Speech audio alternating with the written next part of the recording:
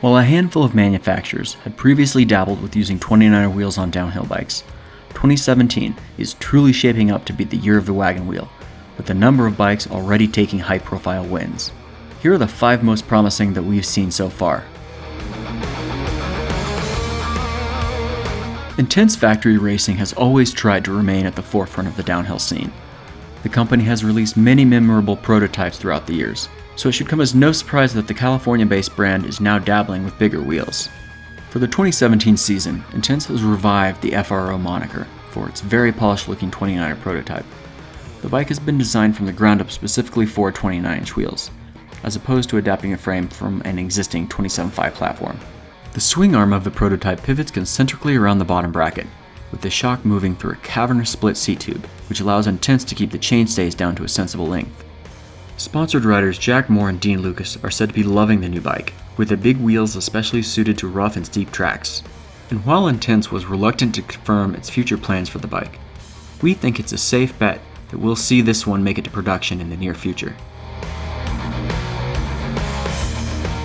The venerable Santa Cruz V10 is among the winningest downhill bikes of all time, and the streak of success continues with the introduction of the V10 29er.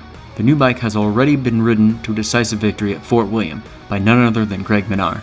The bike's front end has been borrowed from the current 27.5-inch V10, while the swing arm and linkage were designed specifically for 29-inch wheels. The brand's collaboration with Chris King continues on this bike. The V10 29 uses a prototype Buzzworks boost front hub and an offset headset that moves the cockpit 5mm forward to increase reach.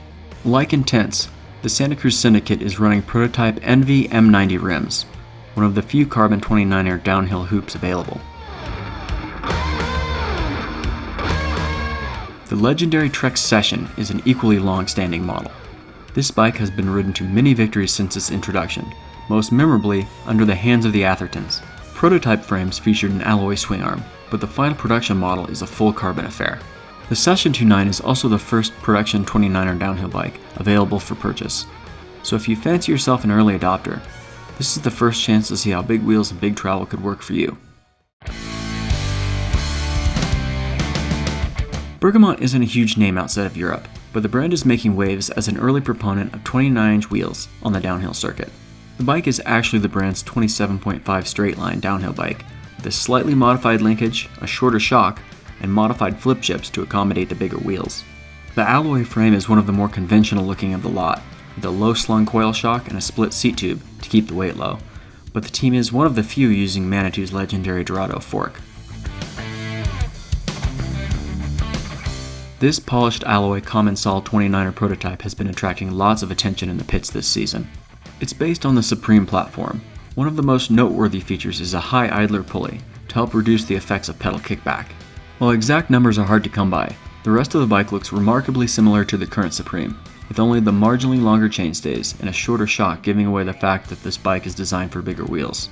Both Spank and Hutchinson are team sponsors, and must have been aware that Commensol was developing a 29er well in advance of the season, so it's safe to assume that we can expect to see more new products released as this season progresses.